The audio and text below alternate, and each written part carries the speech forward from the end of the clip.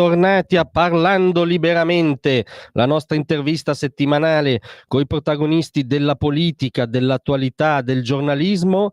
Oggi abbiamo con noi l'editorialista inviato del giornale Stefano Zurlo, che dovrebbe già essere in collegamento. Ci sei, Stefano? Eccoci, ciao, buongiorno, grazie a voi, grazie a tutti. Benvenuto su Radio Libertà.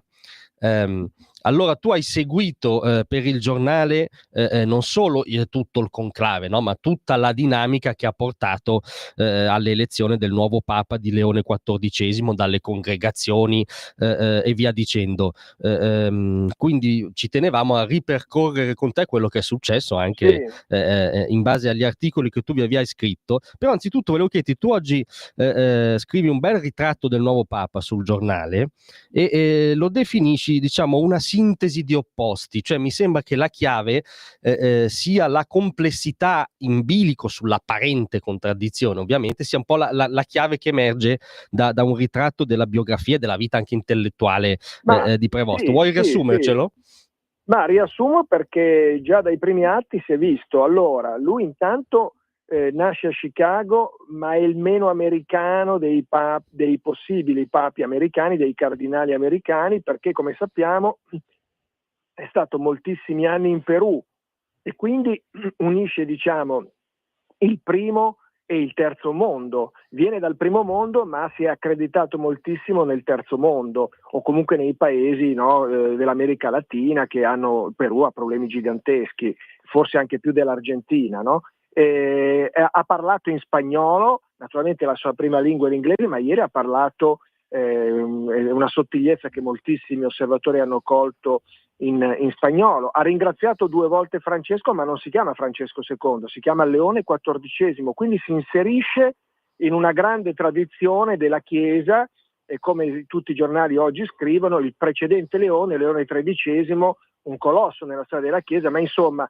noi lo vediamo un po' nelle figurine post-risorgimentali, no? Dopo Pio IX, e però era un papa molto noto per aver scritto la Rerum Novarum, che insomma è l'inizio della dottrina sociale della Chiesa, che poi tanta linfa ha dato, no? Anche alla politica, alla società, ai partiti italiani anche, no? del dopoguerra, fino alla Lega e fino a Forza Italia, insomma. E quindi insomma ha molte direttrici, tutte molto suggestive, anche il suo curriculum, no? Lui è laureato teologia, filosofia, ma anche in matematica, e quindi ha una complessità che secondo me deve essere compresa. È l'erede di Francesco, porterà avanti le istanze di Francesco, ma non si può dire che sia una fotocopia, ammesso che esistano dei papi fotocopie, insomma il termine sarebbe ridicolo e riduttivo, ovviamente sto semplificando al massimo per capirci, e io lo trovo una scelta straordinaria. Devo dire che ieri a un certo punto io ho iniziato ad avere una specie di premonizione, ho iniziato a scrivere messaggi in giro: guardate che non è Parolin, secondo me è Prevost. Ah, ma no? Che segnali avevi colto? Ma c'era, secondo me, qualcosa che non quadrava. Io devo dire anche che io avevo scritto diversi articoli nei giorni scorsi dicendo che Parolin poneva tutta una serie di problematiche. Ovviamente adesso a cose fatte è facile dire no, io l'avevo detto, non l'avevo detto. In realtà, diciamo la verità, tutti i vaticanisti, tutti gli osservatori più o meno accreditavano Parolin, perché in effetti lui è arrivato al conclave, da quello che sappiamo naturalmente, con un pacchetto di voti molto consistente, chi dice 40, chi dice 50, ma insomma le cose erano queste. E tra l'altro noi abbiamo avuto un riscontro straordinario, perché Francesco Boezzi ha chiamato un amico d'infanzia di Parolin, dalle parti di Marostica, un oste di Marostica in Veneto, sapete che Parolin è vicentino di Schiavon, e questo gli ha detto: guarda che Parolin prima di entrare in conclave mi ha mandato un messaggio e mi ha detto sono molto turbato, sento il turbamento, il che naturalmente era una sorta di presagio, eccetera. Ma secondo me ieri, appunto, parlando, sentendo gli umori, quello che in qualche modo, indirettamente, forse per suggestioni, trapelava dalla Sistina, c'era la sensazione che le cose fossero cambiate o stessero cambiando. D'altra parte avevo sempre scritto che Parolin partiva appunto con questo pacchetto molto importante, aveva però secondo me anche alcuni, chiamiamoli handicap, Intanto questo famoso accordo che ha fatto con Pechino, con la Cina, che probabilmente è malvisto da molti cardinali asiatici, certo. che non hanno digerito, sappiamo, no, questo accordo durissimo. Noi sappiamo che per i paradossi straordinari della Chiesa, a Roma, al funerale, non al conclave perché ha più di 90 anni, c'era il cardinale Zen che è praticamente libero su cauzione, cioè è un cardinale, perché queste cose vanno sapute, un cardinale. Allora, intanto da Hong Kong sono venuti 2 cardinali, Cho e Zen. Cho, diciamo, è quello che poi ha partecipato al conclave, ma il più anziano, Zen, che è una figura leggendaria a 93 anni, è libero su cauzione, ed è libero su cauzione dopo essere stato arrestato, un cardinale, figurarsi cosa succede alla Chiesa, e naturalmente lui vede come il fumo negli occhi l'accordo che il suo collega Parolin ha fatto col governo di Pechino. Diciamo così, sempre estremizzando in modo brutale, è finito in carcere anche perché c'è questo accordo, o comunque nonostante l'accordo, mettiamola come vogliamo, fatto da Parolin e da Francesco con il governo di Pechino. Poi Parolin, secondo me, aveva un profilo, come dire, grande diplomatico, uomo di grandissimo equilibrio, con moltissime doti, forse però non così empatico, no? Certo. Non così comunicativo. Vedremo poi come sarà quest'altro Papa, che, come dicevi tu, ha questa capacità, secondo me, strepitosa. Io sono molto entusiasta di questa nomina, di unire, di mediare. Vedremo se sarà un uomo della mediazione, del dialogo, o qualcuno lo vede in negativo del compromesso. Io non credo, perché uno che da giovane diventa sacerdote a Chicago e se ne va in Perù, vuol dire che è uno che il sogno lo ha fatto diventare un ideale di vita. E poi è stato un personaggio stranissimo, no? Ricostruire la sua vita, perché appunto sembra di leggere 2 o 3 biografie insieme, un sacco di incarichi a livelli altissimi fra gli agostiniani, perché lui è un sacerdote agostiniano e anche questo è un dato fondamentale della sua formazione, quindi una grande spiritualità che si rifà ad Agostino, e contemporaneamente una caterva di incarichi in Perù, come se fosse contemporaneamente negli Stati Uniti e in Perù. Già questo dici, ma come cavolo faceva? Però lo faceva. E poi Francesco a un certo punto lo scopre, anche qui una selva di incarichi, compreso quello di prefetto, no, per il Dicastero dei Vescovi, e la nomina cardinale in extremis nel 2023 a settembre, quindi parliamo di ieri. Era un Parliamo di fresco poco tempo fa. cardinale, diciamo.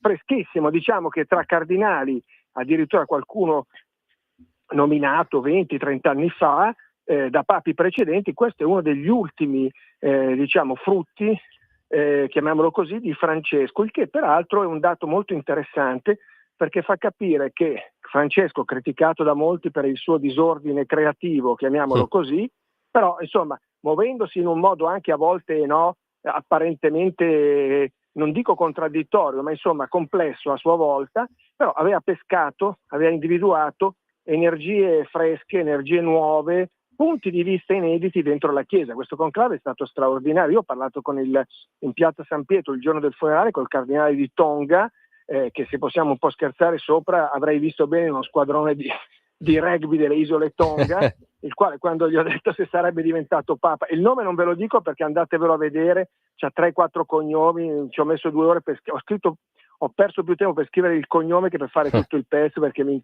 incasinavo, non riuscivo a ricordarmi, dovevo guardare, insomma.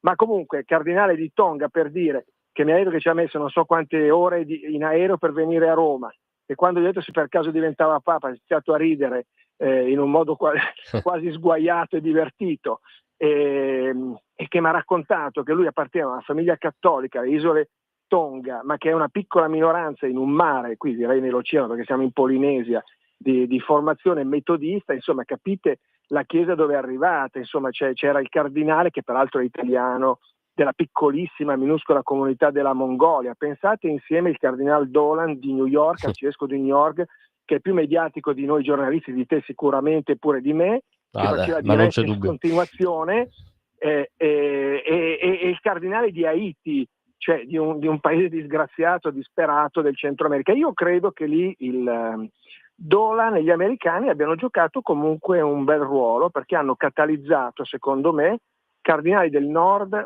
del centro e del Sud America, giocando su questa veste duplice, assolutamente unica, appunto, di Prevost, no?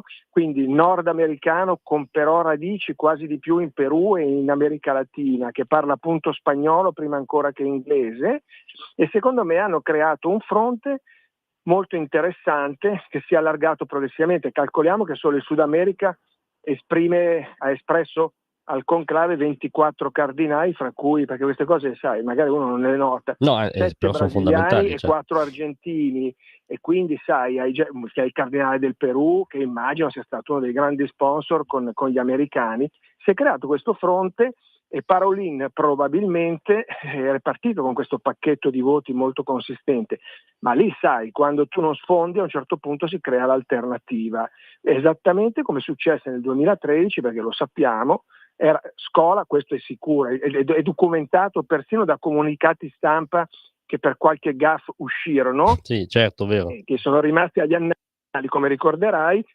Scola era praticamente quasi papa, aveva già un piede da papa, e poi alla fine saltò fuori Bergoglio, devo dire anche in quel caso con una virata spettacolare, perché da Scola non è che andarono a pescare il papa, che ne so, a Venezia, a Firenze o a Torino, sono andati in Argentina, e come ricorderete infatti Bergoglio disse: sono venuti a cercarmi dall'altra parte del mondo. E qui la virata è stata altrettanto spettacolare, e a un certo punto Parolin si è sfilato.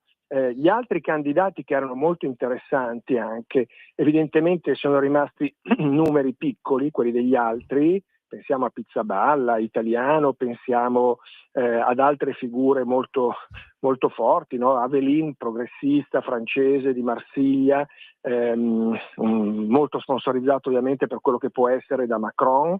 Pensiamo a Non so Mario se abbia Grech, giocato a maltese. favore, non so se abbia giocato a favore, ma questa è una mia illazione temporanea. Sì.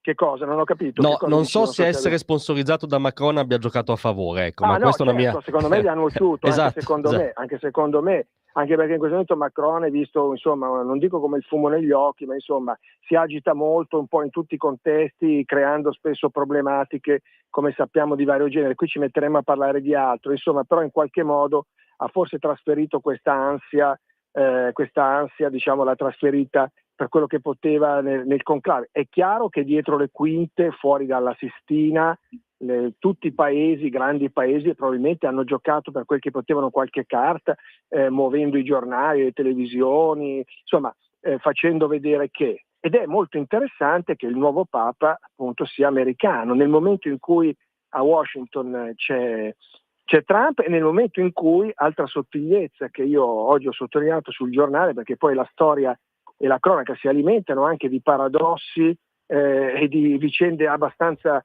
che dobbiamo esplorare e capire, nel momento in cui alla Casa Bianca c'è un vicepresidente, J.D. Vance, che si è convertito al cattolicesimo proprio su Agostino, e certo. ripeto, Prevost è un sacerdote agostiniano, ma che naturalmente è entrato subito, come sappiamo, perché li abbiamo pubblicati tutti oggi su tutti i giornali, i tweet appunto del nuovo Papa. Insomma, si è beccato delle belle reprimende da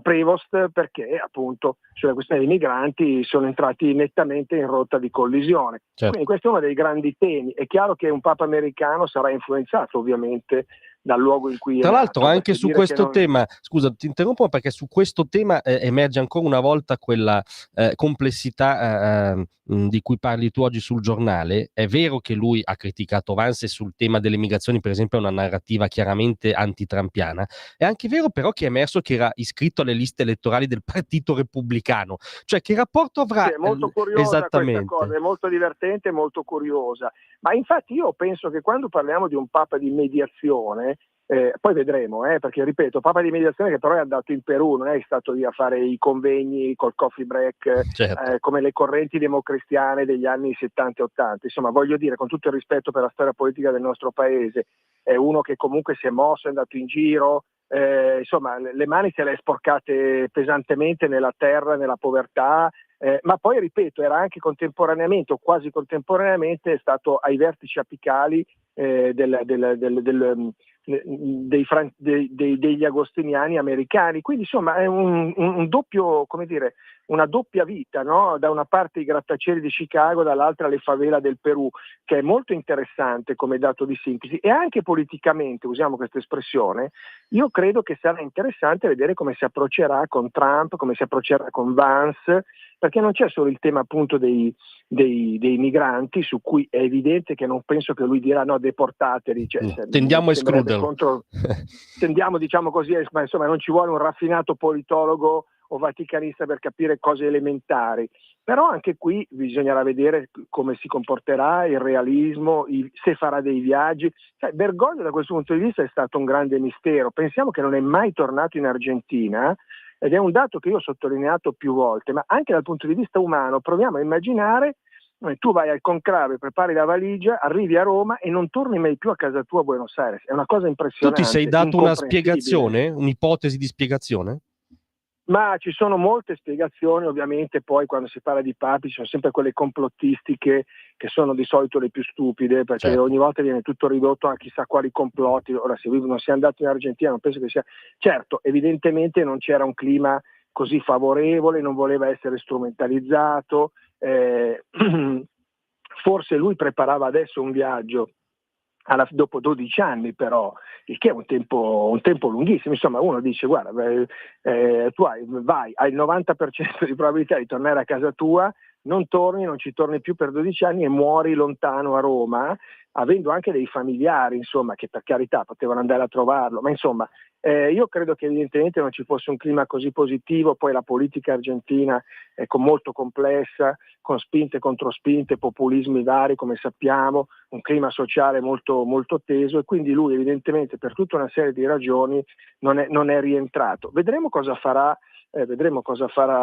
Prevost, però io credo che questa sua complessità, come giustamente dicevi tu, lo aiuterà molto a non prendere posizioni che vengano schiacciate su schemi che non corrispondono più alla realtà, perché anche sto schemino progressista e conservatore fa un po' ridere. Lo stesso Bergoglio veniva schiacciato a sinistra sulle posizioni sociali, no? Ma se tu lo sentivi parlare sull'aborto o su altri temi, cioè sembrava un parroco veneto, ma non come Parolino, un parroco veneto degli anni 50, ultraconservatore. Sì, guareschiano, diciamo, sì, certo. Ecco, bravo, guareschiano, cioè, perché poi qui appunto si creano gli schemini e allora è progressista. Ma progressista però dipende su cosa intendi, perché quando parlava dell'aborto definendolo un crimine, nessun giornale lo riprendeva e andava tutto in cavalleria, benissimo, però esisteva anche questo Bergoglio, insomma, no? Che era molto diverso dall'immaginetta che ci siamo costruiti, e molti a sinistra l'hanno criticato perché hanno detto, hanno ripreso la sua famosa frase che disse in aereo, lui in aereo tra l'altro ne diceva di ogni, no? Sì. E aveva detto in aereo chi sono io per giudicare i gay, e poi qualcuno aveva detto ok, siccome lui ha detto questo adesso chissà cosa succede, e non è successo niente da un certo punto di vista, cioè non è che sia cambiato il catechismo, la morale o che altro. Evidentemente lui parlava di una dimensione che è quella della misericordia, che è quella della comprensione umana, che è quella del dialogo, che viene prima di ogni giudizio, ma e subito veniva invece inteso o frainteso, nel senso che dovesse per forza cambiare. Ma questa è un po' una fissa, posso dirlo, del politically correct che ogni papa dovrebbe fare, non si sa bene perché, invece che occuparsi della fede nel mondo, si dovrebbe occupare anzitutto di fare le donne prete, le donne diacono, aprire che poi è già tutto aperto, divorziati, risposati, controdivorziati, cioè qualunque formula, come se fosse solo un problema di sdoganare cose nuove. Ma questi sono evidentemente aspetti che sono conseguenze morali di un pensiero molto più profondo, che possono esserci o non esserci. A volte sono più gli auspici dei commentatori che le effettive priorità della Chiesa. Un papa lo devi giudicare perché dice ok, siete divorziati 4 volte, risposatevi 5, capito? Come se fosse questa la formuletta che schiude l'eternità, ma evidentemente parliamo di un'altra questione. Infatti non a caso ieri a me il discorso del neopapa è piaciuto moltissimo, ha parlato di Cristo, della pace, Cristo che porta la pace, che costruisce ponti, del resto la parola pontefice questo vuol dire, anche nell'inglese pontiff, e quindi a me mi è parso molto, molto presente, che è entrato subito in pista senza tanti fronzoli. Forse non c'è stata una frase, no? adesso Simbolo. molti dicono Wojtyła, no? Con la frase "se sbaglio mi corrigerete", che era diventata una specie di mantra planetario, oppure Bergoglio "mi hanno preso dall'altra parte del mondo". Però insomma lui ha usato delle espressioni secondo me fortissime, forse ha un carattere un po' più schivo, meno americano, ecco, meno americaneggiante in quel senso un po', no, da Papa che arriva lì, voglio dire, diciamo con un'immaginetta facile, molto laica, molto pop, no? Patatine, popcorn, cappellino, ecco. Vero, vero. Non siamo sotto quel Scusami profilo lì. Stefano, facciamo solo una pausa ma di 30 secondi. Prego. Perché è obbligatoria, rientriamo subito. Prego. Ladri e rapine? Chiama Sicurbet e installa Dialogos. Telefono 389 11 89 705. Antifurto senza fili o videocontrollo da 980 euro netti. Chiama il numero 389 11 89 705. Prima è meglio che dopo. Sicurbet 389 11 89 705. Bentornati a Parlando Liberamente con Stefano Zullo, inviato del Giornale, che ha seguito tutto il percorso che ha portato alla elezione di Leone XIV. Stavamo dicendo prima, giustamente accennavi che c'è stato un discorso programmatico saliente, magari non una frase iconica come avvenne in alcuni casi. Volevo chiederti, ma potrebbe essere, ovviamente è una frase iconica più indiretta, non così, come dire, no, impattante come quelle che hai citato tu, ma quando lui dice "io sono un figlio di Sant'Agostino", io l'ho trovata molto saliente anche per la direzione che può intraprendere la Chiesa. Potrebbe essere quella una frase un po' riassuntiva della giornata di ieri? Potrebbe, certamente non è una frase che, come dire, esalta le masse, però potrebbe sì, è certamente un programma, perché sai, Agostino è uno dei grandi colossi della storia della Chiesa. E quindi insomma lui dà subito una direzione, no? Questa spiritualità anche molto, molto interiore. Poi sai, si va per grandi semplificazioni, Agostino da una parte, Benedetto, no? Invece forse più più vicino al nostro spirito magari pragmatico, nordico, lombardo, no? Però stiamo andando per grandissime semplificazioni, e qualche storico esperto della Chiesa che adesso ci ascolta si contorcerà dicendo cosa sta dicendo Zurlo, per carità. Però insomma questa grande spiritualità interiore, questa grande ricerca che però come dire incrocia in modo straordinario la contemporaneità, perché oggi il vero tema non è credo o non credo, ma mi pongo ancora la domanda su Dio e su Gesù Cristo. Me la pongo la domanda o l'ho accantonata, l'ho tolta, me la sono dimenticata e magari mi salta fuori solo in certi momenti drammatici della vita. A me ha fatto un po' sorridere, se posso dire, e sono diventati tutti esperti di Chiesa Cattolica, tutti attenti al conclave, tutti i giornali dei TV del mondo, benissimo, siamo tutti contenti. Speriamo che permanga anche qualche stilla, uso questa espressione, di spiritualità vera, incarnata dentro la realtà, dentro la società, e che permanga anche sui grandi media, sui giornali, nell'opinione pubblica, dopo questa sbornia di conclave, di porpore, di berrette, di indicazioni sui cardinali. Insomma, non è solo una specie di reality che abbiamo visto, ma è qualcosa di molto di più che ci interroga e ci pone delle grandi domande. Insomma, ecco, questo mi sembra un po' il tema vero di fondo, oltre ad aver scoperto che la Chiesa non è fatta solo da 4 vecchiette che vanno ancora a messa, lo dico sempre in termini un po' brutali, ma insomma ci intendiamo, ma è composta appunto anche dalle comunità che sono addirittura in Corea, in Giappone, nelle Filippine, questo lo sapevamo, a Timor Est, rappresentata da un cardinale, in Ucraina, dall'Ucraina, veramente non proprio dall'Ucraina, diciamo, ma dalla composizione del mondo ucraino arriva questo cardinale che sta in realtà a Melbourne in Australia, che ha 45 anni, che era il più giovane che partecipava al conclave, 45 anni. Certo, impressionante. Volevo chiederti, visto che la presentazione del nuovo Papa è la prima effettiva comunicazione, no? Anche proprio come si presenta, è sicuramente un uomo esperto come Prevost non ha sottovalutato questo aspetto. Lui si è presentato coi paraventi papali, diciamo, come da tradizione, come fece Benedetto XVI, come non fece Papa Francesco. Ora io non credo che lui non abbia valutato l'importanza di quell'atto, no? Che interpretazione possiamo dare? No, non credo neanche io assolutamente, E questo mi fa sempre più pensare, appunto, è un altro elemento che non ho scritto, perché tutto non riuscivo a metterlo, ma anche questo elemento mi ha fatto pensare esattamente a quello che dici tu, che lui non è una fotocopia, un clone, ammesso che si possa dire così, insomma, una ripetizione banale, una specie di spin-off di Certo. Papa Francesco, ma una sua forza, un suo carisma, una sua autonomia in continuità, ma insomma non del tutto, perché poi ogni Papa interpreta il proprio tempo e ha la sua originalità, e se no sarebbe inutile.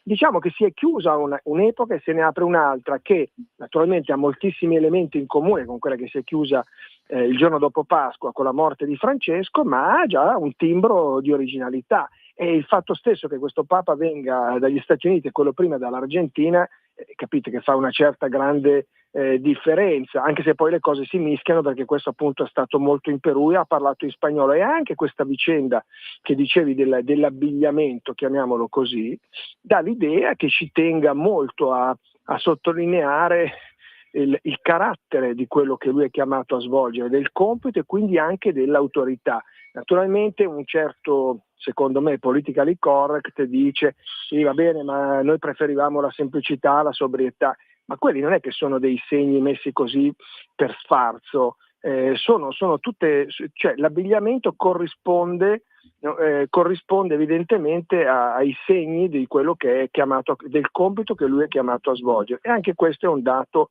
da non trascurare. Il fatto di riprendere il nome di Leone è un certo. fatto molto significativo, perché voglio dire, ma diciamo le cose come stanno, fino a ieri sera alle 7, ma se interpellavi 1.000, 10.000, 100.000 giornalisti o esperti o vaticanisti o storici, ma chi poteva pensare che questo arrivava a Leone XIV? Eravamo incerti tra un Francesco II o cose del genere. E abbiamo visto invece questa scelta che è molto interessante, perché appunto, come accennavamo prima, lui Leone XIII scrive la Rerum Novarum, quindi apre la modernità, e però il fatto di richiamarsi a lui è un richiamo alla tradizione, per il fatto stesso che ti richiami a un Papa dell'Ottocento che abbiamo studiato a scuola. Certo. No?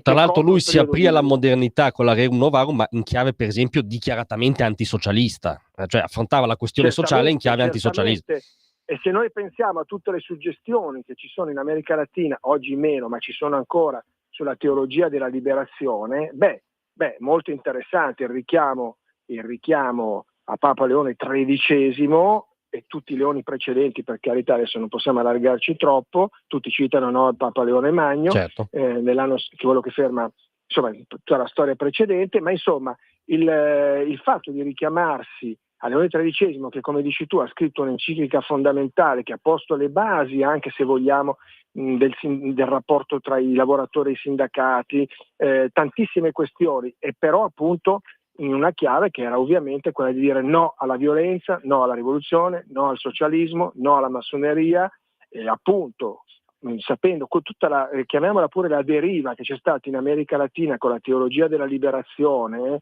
e con tutte queste spinte un po' pauperiste, peraltro anche in qualche modo giustificate dal clima sociale terrificante, dalle differenze sociali che in America Latina sono spaventose, e dove molta gente rischia veramente di morire ogni giorno di fame, insomma, questo fa capire sempre questa complessità che non si può ridurre a una figurina, a uno schemino che metteremo alla prova, e vedremo per esempio, appunto accennavamo prima, come si rapporterà con la Casa Bianca e con l'inquilino più potente del mondo e col suo vicepresidente, che tra l'altro è cattolico. È molto interessante la questione, no? Indubbiamente. È molto interessante, anche molto suggestiva, ma ci fa sperare che le cose possano comunque avere uno sviluppo positivo. Trump, io l'ho visto in piazza San Pietro, una figurina tra le altre, abbiamo visto che in piazza San Pietro Francesco ha fatto un mezzo miracolo perché ha parlato con Zelensky, no? E quindi un po' è cambiata l'immagine di quell'immagine brutta che ci portavamo di Zelensky umiliato davanti ai giornalisti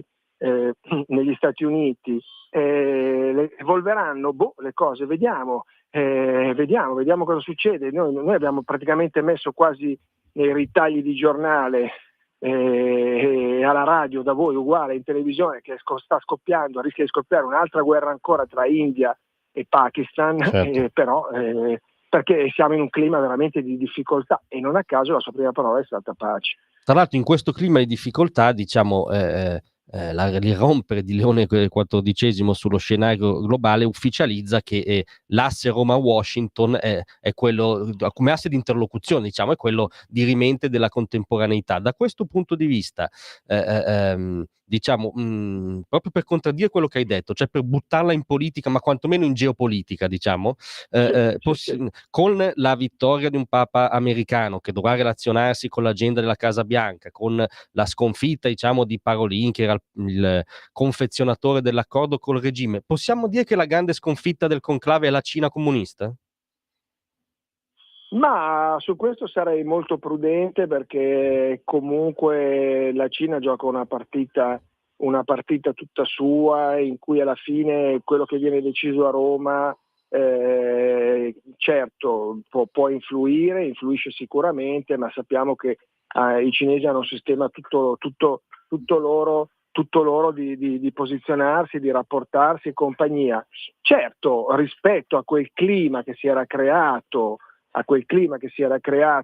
in qualche modo di dialogo molto criticato anche all'interno della Chiesa, oggi tutto questo dovrà essere rivisto, e vedremo come sarà rivisto, in che modo sarà rivisto, se ci sarà continuità, se ci sarà cambiamento. Certo, quell'accordo pone una sfilza di problemi. Poi sai, però la tradizione anche qui vorrei fare una notazione storica secondo me molto, molto interessante. Io ho parlato con diversi sacerdoti, per esempio quelli di Russia cristiana, Sì.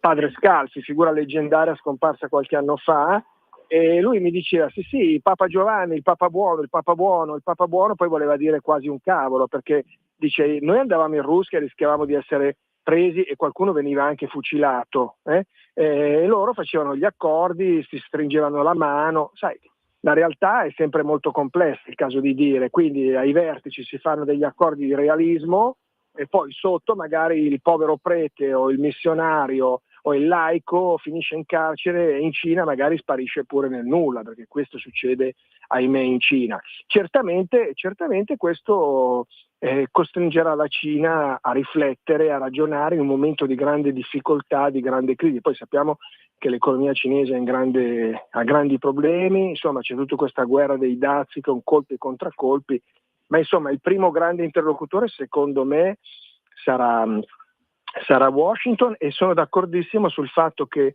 il nostro governo, per entrare a piedi uniti nei nostri palazzi della politica, il nostro governo potrebbe giocare un asse molto interessante. Si è criticata la Meloni, sarebbe stata la grande suddita di Trump, poi si è scoperto che invece si rapporta, io credo, nei limiti del possibile, abilmente, mediando con von der Leyen e con Trump, e adesso c'è quest'altra opportunità. Il Papa sta a Roma, il Papa ha parlato in italiano, sono tutti elementi importanti. Sappiamo che però Giorgia Meloni aveva un ottimo rapporto anche con Francesco, questo l'abbiamo visto, anzi mi sbilancerei ma dicendo una cosa quasi ovvia, che il Papa aveva una grande simpatia, Francesco, per Giorgia Meloni. Forse era più criticato dall'establishment, no? Di parte della coalizione di governo, ma nei fatti con Meloni, con Francesco aveva un ottimo rapporto. Vedremo come sarà il rapporto con lui. Poi faranno a gara chi parla più lingue a questo punto, visto che lei parla, come abbiamo visto, spagnolo e inglese, ma sembra che lui parli qualunque lingua, perché questo è uno dei misteri anche dei per papi, che fortuna parlano in qualunque lingua, è una cosa incredibile. Questo parla spagnolo, portoghese, inglese, latino, italiano, per fortuna francese, parla anche il latino, qualcosa. perché ho visto che non proprio tutti i cardinali, diciamo, parlavano un latino fluentissimo, ma questa è una, come dire, è una curiosità latere. Siamo d'accordo. Insomma, anche questa suggestione di questo rituale, con questo mondo che è chiuso, il conclave, insomma, sono tutte suggestioni che ci accendono e che sono molto interessanti. Tra l'altro, voglio dire, noi continuiamo a dire che il papato è una sorta di teocrazia, potere assoluto, però si vota in modo ultrademocratico, segreto, e adesso le schede vengono distrutte per evitare qualunque ricostruzione, qualunque forma, posso dire, di ricatto, di condizionamento. Io ti ho votato, tu qui, tu lì. Questo è molto interessante e anche per certi aspetti modernissimo. Assolutamente. E allora devo chiedere, diciamo, al retroscenista della geografia del conclave, quelli che nell'odiosa, sono d'accordo con te, per larghi tratti odiosa semplificazione di questi giorni, ma diciamo quella area di conclave che era definita conservatrice, quel mondo che si muove attorno per esempio al cardinale Burke, al cardinale Sarà, i ratzingeriani più, come dire, duri e puri. Secondo te che ruolo ha giocato nella convergenza che ha portato a Leone XIV e quindi quanto l'agenda poi come dire terrà conto anche di quel tipo di stanze lì? Secondo me la spinta è partita un po' altrove, è partita appunto dai cardinali americani del Nord America e poi del Sud America, e aggiungerei con anche qui una piccola sottigliezza, cardinali di lingua inglese, area Commonwealth, il vecchio impero britannico, quindi dentro ci metterei India, Tonga, Sudafrica. Questa secondo me è stata la chiave di volta, però attenzione, e la cosa è ancora più interessante perché, come sappiamo, Prevost stava anche in curia, era molto stimato, erano dei cardinali più noti, perché è quello che alla fine si occupa appunto, è prefetto della congregazione del dicastero dei vescovi, e quindi aveva anche sponsor in curia. Allora io credo che l'ala conservatrice, l'ala più conservatrice, ci sono anche qui c'è una certa frammentazione, certo. A un certo punto credo che abbia colto e capito che questo era un papa che poteva, lo diciamo male, andare bene agli uni e agli altri, che insomma era un punto di equilibrio molto interessante, molto suggestivo, e anche condivisibile, e credo che questo abbia alla fine favorito l'elezione, anche perché da una parte Parolin evidentemente non è andato avanti, e poi è scattato quello che io chiamo l'effetto Bergoglio con Scola, che dicevo prima. A un certo punto se non vai avanti vai indietro e va avanti l'altro. I bergogliani, quindi, perché si parlava tanto della Chiesa bergogliana, i tanti cardinali legati a Bergoglio, nominati da lui, perché insomma nei consistori ha nominato più di 100 cardinali, quindi erano quasi tutti, ma poi questo sulla carta, in concreto non c'era un nome alternativo, perché poi probabilmente si sono divisi all'inizio, chi ha votato Avelin, chi ha votato Grech, ma mancava un po' una bandiera di riferimento. A questo punto, come abbiamo visto in tempi tutto sommato molto rapidi, c'è stata questa convergenza generale. Naturalmente la controprova di quello che mi chiedi non c'è, perché noi non sappiamo se lui è arrivato a 89, a 100, a 120, a 115 o addirittura ha fatto l'en-plein, cosa che ovviamente non credo, a 133.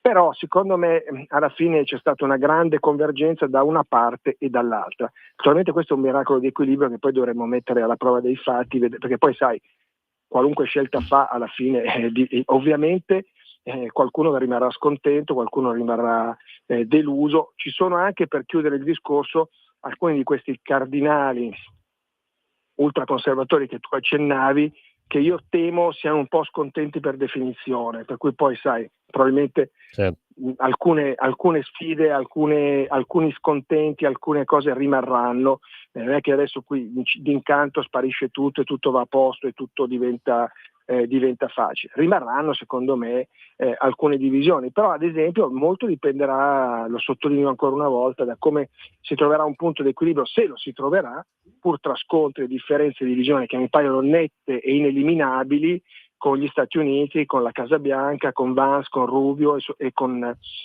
Trump. Trump ho visto molto cauto, almeno all'inizio, no? Ho visto, è un grande onore. Del resto già ai funerali del Papa io avevo notato un po' questa mezza virata. Questo cambio di postura, anche... sì, certo. Ma sai, Trump è imprevedibile, insomma, direi che è anche un po' un divago, possiamo dirlo, il che non è che sia un dato rassicurante, è un po' un divago, perché insomma un giorno dice una cosa, un giorno dice un'altra. Speriamo che ne dica una che metta anche un po' chiarezza, perché sai, continuare anche a dire, sai, lui si è anche reso conto, io adesso metto a tacere Zelensky e chiudo la guerra, ha messo a tacere Zelensky ma la guerra non si è chiusa, continuano i bombardamenti, continuano i morti, continua tutto come prima, ha cominciato a dire allora sì, l'amico Putin forse non è così amico, e insomma la realtà poi sai, alla fine ti costringe, la forza dei fatti ti costringe anche a, come dire, a correggere, a cambiare, a dire forse le cose non sono così semplici. Il fatto di aver avuto quel colloquio, come sembravano due che si confessavano a San Pietro, ha toccato molto e ha cambiato l'immagine anche del rapporto internazionale di forza tra Trump, Zelensky e Putin. Sai, poi a volte il mondo procede anche per immagini, per simboli, per suggestioni, e quindi vedremo. Non sopravvaluterei però quest'ala conservatrice di cui mi parlavi, e alcune cose secondo me non saranno così semplici nemmeno per loro, quando lui dice che bisogna insistere sulla sinodalità. Certo. Questo è un messaggino molto chiaro che arriva a quelli che invece volevano tornare indietro, perché lui su alcune cose, semplifico, frasi anche un po' retoriche, ma insomma andrà avanti nel segno di Francesco, nel senso che alcune delle riforme fatte continueranno. Poi vedremo che succederà. Questo Papa che l'ha preceduto ha fatto delle scelte che sono obiettivamente difficili da capire. Citavamo, ma io sto sul banale, sto sul terra-terra, citavamo il mai ritorno in Argentina. Insomma, possiamo dire che insomma colpisce il fatto, no? Colpisce il fatto, al giornale abbiamo parlato scherzando tante volte con Alessandro, col direttore. Sì, che conosco, sì, vagamente, sì. Che conosci vagamente, col tuo omonimo, diciamo così.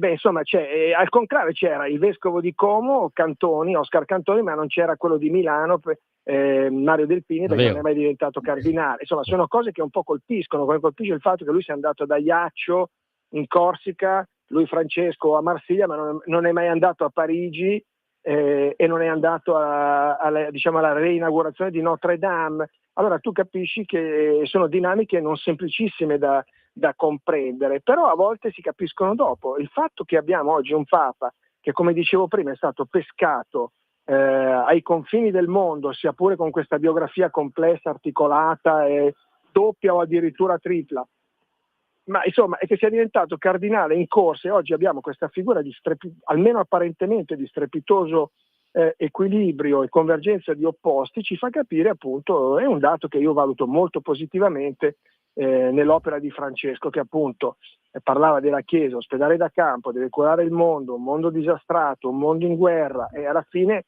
nomina qui, nomina là, scontenta questo, scontenta quello, a volte marcia avanti e un marcia indietro, no? Sappiamo che Francesco addirittura pare abbia detto facciamo vescovo questo, poi la mattina si sveglia e ha detto no, ho cambiato idea, ditegli che non sono più vescovi, no?